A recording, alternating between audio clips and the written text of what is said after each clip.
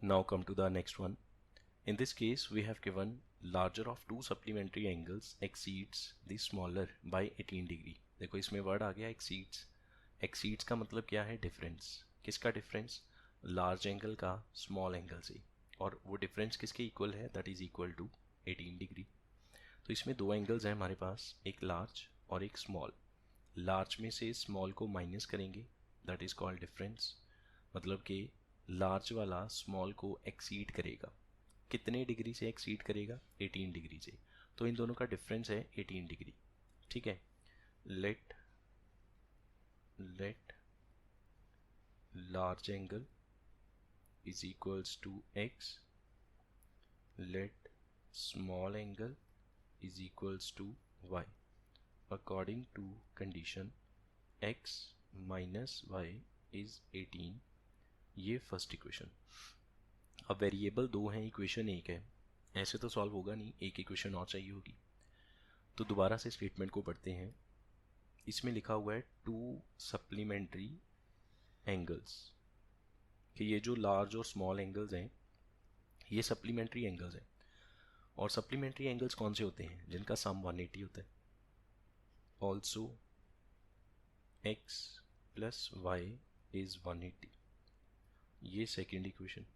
तो दो इक्वेशंस हैं, सब्स्टिट्यूशन मेथड से हमें सॉल्व करना है. एक इक्वेशन से वैल्यू फाइंड आउट करो, दूसरे वाले में पुट करो. So from first equation I can say x is equals to 18 plus y. इसको सेकेंड में पुट कीजिए, put in second equation. x की जगह आ गया 18 प्लस वाई और साथ में plus y is equals to 180. So 2y is equal to 180 में से 18 निकल गया. सो 2y इज इक्वल टू, यह आ गया 162. तो y की वैल्यू 2 से डिवाइड करके 81, ये मिल गई y की वैल्यू. और इस वैल्यू को यहाँ ले आओ. Therefore x is equals to 18 plus 81, x will be 99. So final answer. Therefore large angle, बस हो गया solve. Large angle is 99 degree and small angle is equals to 81 degree. This will be the answer. The next, coach of cricket team buys 7 bats and 6 balls for rupees 3800. Later on she buys 3 bats 5 balls for rupees 1750. Find the cost of each bat and ball. So again बहुत simple सा question है. Bat की cost late करते हैं ₹x. Let cost of one bat is equals to ₹x. Let cost of one ball is equals to ₹y. ठीक है. अब 7 bats और 6 बॉल्स मिलके कितना बिल बना? 3800. According to condition 7x plus 6y is equals to 3800. ये first equation. Second equation 3 bats मतलब 3x, 5 balls 5y, 1750. ये सेकेंड इक्वेशन. ठीक है. तो हम सेकेंड इक्वेशन से x की वैल्यू फाइंड आउट कर लेते हैं, उसको फर्स्ट इक्वेशन में ले जाएंगे. तो यहाँ से 3x कितना आएगा? 1750 minus 5y. x will be 1750 minus 5y by 3. इसको ले जाओ फर्स्ट इक्वेशन में, put in first equation. So 7 into 1750 minus 5y by 3 plus 6y is equals to 3800. ठीक है. लेटर ऑन फर्दर इसको सॉल्व किया, लेटर ऑन, बाद में क्या करना है अभी कर लेंगे. फर्दर इसको सॉल्व किया तो क्या बनेगा? 7 इंटू 1750, रफ वर्क कर लेते हैं यहाँ पे. 7 इंटू 1750, 0 और ये बनेगा 5, 3 कैरी, 2 5 कैरी, 1 2 2 5 0. ठीक है. 0 देन 35, 3 ऊपर चला गया, 7 7 49 और 3 52, 5 चला गया. ठीक है. 12250 माइनस 7 5 35y और प्लस अच्छा इसके ओवर में 1 लगा के अगर 3 का एलसीएम कर लें तो ये 18y बन गया, और यहाँ पे 3 आ जाएगा इज इक्वल टू 3800। 3 इधर क्रॉस होगा, ये 12250, 35 और 18 दोनों y वाली टर्म्स हैं, दोनों में प्लस माइनस है, लाइक टर्म्स हैं, so this can be written as -17y।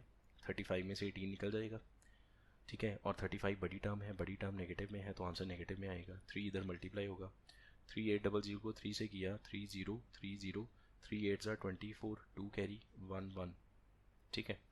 So -17y is 11400 -12250।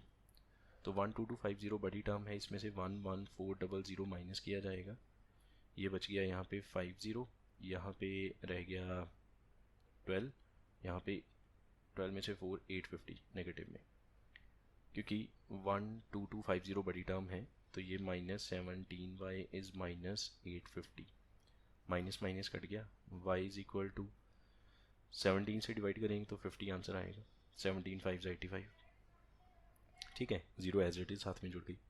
अब ये वाली वैल्यू कहाँ जाएगी, ये जो y की वैल्यू है आप इसको यहाँ पे पुट कर सकते हैं इस बॉक्स में, to get the value of x. So therefore x is equal to 1750, 5 into 50 250 divide by 3, so ये बन गया आपका 1500 by 3, so x की वैल्यू आएगी यहाँ से 500। लो जी, क्वेश्चन हो गया सॉल्व। तो x क्या था, द कॉस्ट ऑफ 1 बैट, और y था कॉस्ट ऑफ 1 बॉल, तो बस यही हमें फाइंड आउट करना था। So therefore cost of 1 bat is equals to ₹500 and 1 ball की कितनी आई is equals to ₹50। तो ये ज़रूर साथ में लिख के आइएगा, जो आपसे पूछा जाता है उसके बारे में ज़रूर लिख के आना, जो भी कॉस्ट पूछी गई है आपसे, है ना। The next, the taxi charge in a city consist of fix charge together with the charge for the distance covered. For a distance of 10 km charge is 105 and 15 kilometre का चार्ज है 155। Fix charge क्या है, charge per kilometre क्या है, एक तो ये find out करो, और दूसरा अगर 25 किलोमीटर तक चलना होगा तो उसके लिए क्या पे करना पड़ेगा ये फाइंड आउट करो। तो देखो इस स्टेटमेंट में क्या गिवन है, जब एक टैक्सी चलेगी तो टैक्सी को बुक करने के लिए एक फ़िक्स चार्ज देना पड़ेगा, ठीक है, जिसको हम बुकिंग चार्ज बोल सकते हैं, वो तो देना ही पड़ेगा। जैसे आपने टैक्सी को बुक किया तो आपको फ़िक्स चार्ज देना पड़ेगा। उसके बाद टैक्सी में बैठ के आप कितने किलोमीटर तक ट्रैवल करते हैं, 1 किलोमीटर के हिसाब से जो चार्ज होगा वो भी देना पड़ेगा। तो 10 किलोमीटर अगर ट्रैवल किया तो पे करना पड़ा 105। सो लेट फिक्स्ड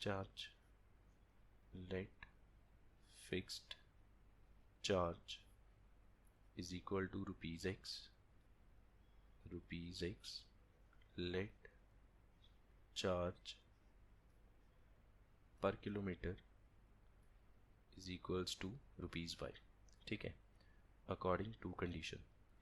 देखो फिक्स्ड चार्ज तो आपको देना ही पड़ेगा, मतलब x तो देना ही पड़ेगा, प्लस 10 किलोमीटर तक टैक्सी चली है तो 1 किलोमीटर का y है तो 10 का हो गया 10y, और टोटल चार्ज कितना पे किया 10 किलोमीटर के लिए 105, and that is equal to 105 first equation.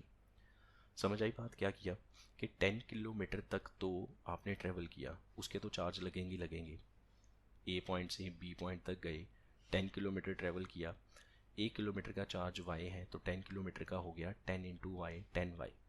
अब फिक्स चार्ज भी देना पड़ेगा, फिक्स चार्ज इज x, तो x उसमें ऐड ऑन हो गया, x और जुड़ गया, तो x plus 10y that is the total charge for the 10 kilometres, and that is equal to 105।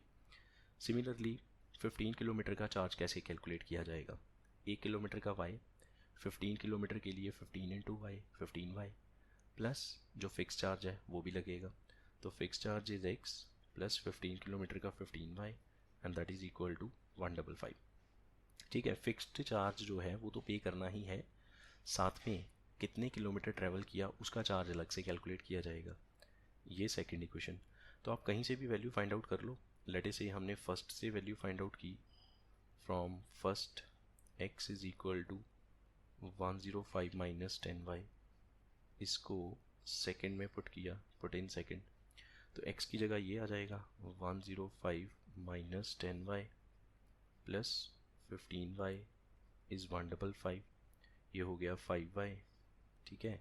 और 105 इसमें से माइनस हो गया उधर जाके, तो रह गया 50, तो y की वैल्यू 10।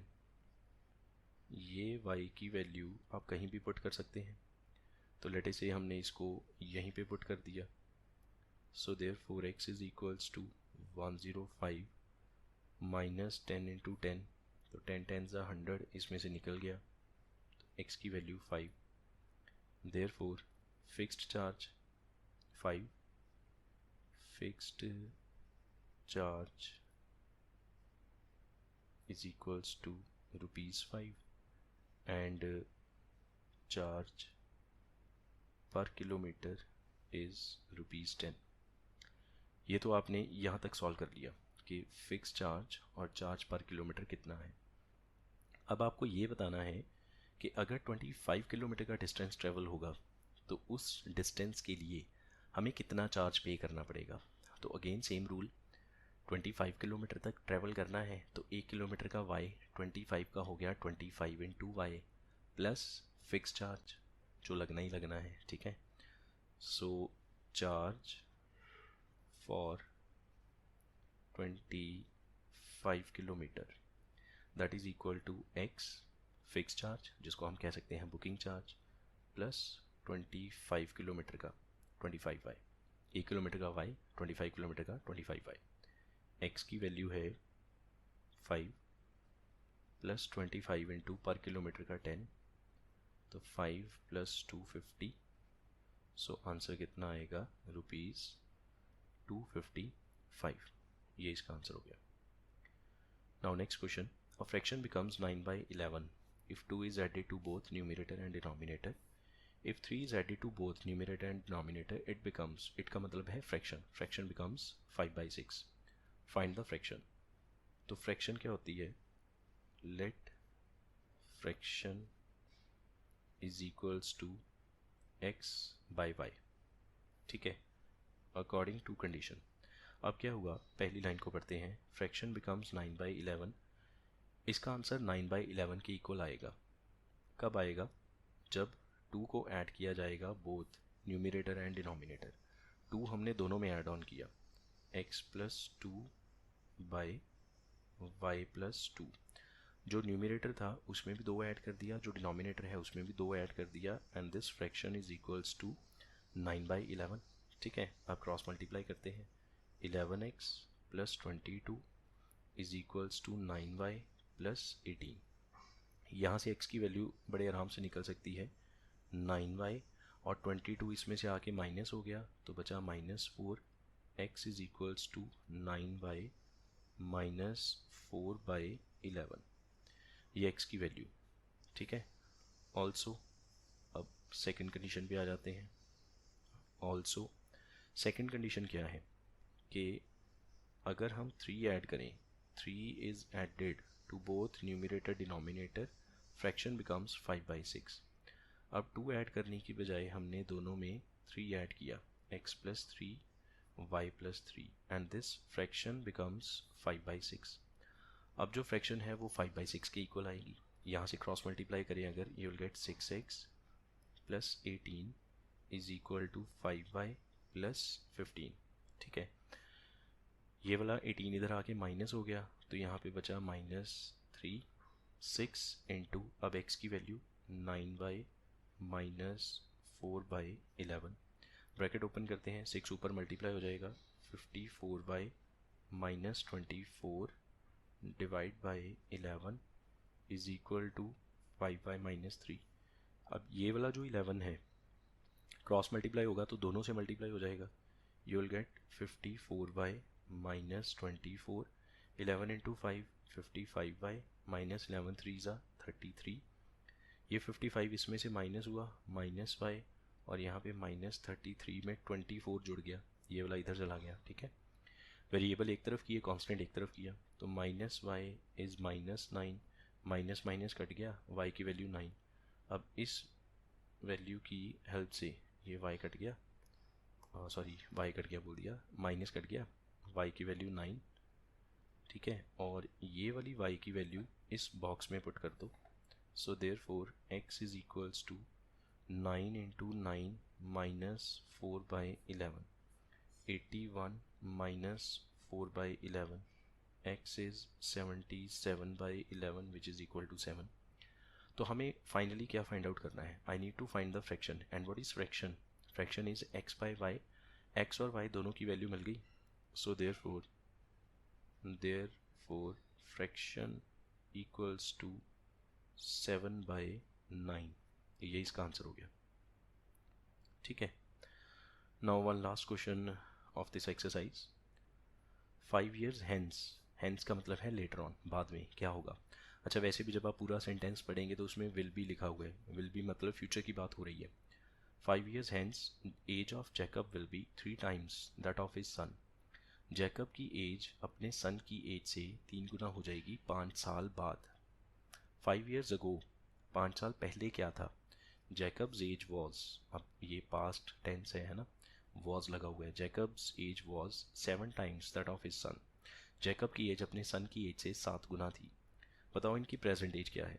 तो देखो, जब हमने एज वाले क्वेश्चंस को सॉल्व करना है तो उसमें हम मोस्टली प्रेजेंट एज लेट करते हैं. 99% क्वेश्चंस में हम प्रेजेंट एज ही लेट करेंगे.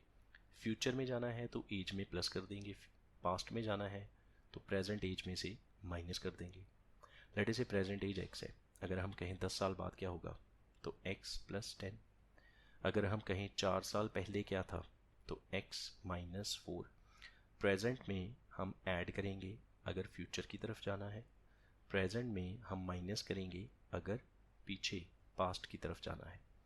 कितने साल ऐड करने हैं, कितने साल सब्ट्रैक्ट करने हैं, वो हमें स्टेटमेंट को पढ़ के पता चल जाएगा. तो हम इसमें लेट करते हैं, let Jacob's present age, let Jacob's present age x years, let son's present age, उसके बेटे की present age y years. Now according to condition, पहली कंडीशन क्या है? 5 years hence मतलब 5 साल बाद. प्रेजेंट एज जैकब की x है, 5 साल बाद हो जाएगी x + 5. प्रेजेंट एज सन की y है तो 5 साल बाद होगी y + 5. अब इन दोनों में इक्वालिटी कैसे आएगी? 5 साल बाद Jacob will be 3 times that of son. तो Jacob's age will be equal to 3 times son of age. Sorry, age of son, son of age नहीं, एज ऑफ सन. ये क्या बोल दिया मैंने? एज ऑफ सन ऐसे बोलना चाहिए था. तो 5 साल बाद क्या होगा? जैकब की जो एज है 5 साल बाद वाली, that will be equal to 3 times son की एज, वो भी 5 साल बाद वाली. वो थोड़ी ना प्रेजेंट वाली. ऐसा थोड़ी है कि 5 साल में जैकब बड़ा हो गया, सन बड़ा ही नहीं हुआ. दोनों 5-5 साल बड़े हो गए. तो 5 साल के बाद इनकी एज का रिलेशन क्या होगा? जैकब की एज जो है अपने सन की उस वक्त की एज से 3 गुना होगी. ठीक है, यहाँ से हम लिख सकते हैं x + 5 is equals to 3y + 15. ये वाला 5 इधर माइनस हो गया. x is equals to 3y + 10. ये फर्स्ट इक्वेशन बन गई. ठीक है, अब दूसरी कंडीशन पे आ जाते हैं. ऑल्सो एक कंडीशन और गिवन है.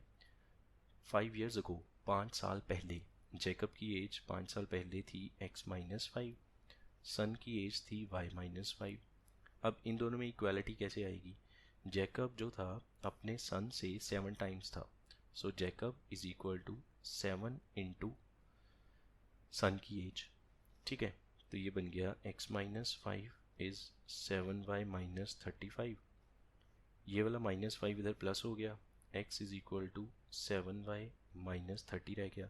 और x की जगह क्या पुट करेंगे? ये जो वैल्यू हमने फाइंड आउट कर रखी है, 3y + 10 इज 7y - 30. अब यहाँ से हम क्या करेंगे? वेरिएबल्स एक तरफ, कांस्टेंट एक तरफ. सो 3y - 7y - 30 - 10. ठीक है, 7 इधर आ गया, 10 इधर आ गया, तो -4y is -40. Minus minus cut गया, y इक्वल्स टू 10. अब ये वाली वैल्यू यहाँ ले आओ. Therefore x is equals to 3 into 10 + 10. So x is equals to 40. और एक्स वाई क्या था? यही तो इनकी प्रेजेंट एजेस हैं और हमें वही फाइंड आउट करनी है. Therefore present present age of Jacob is equals to 40 years, and present age of son is equals to 10 years. And that's it. This is the required answer, and that's all for today.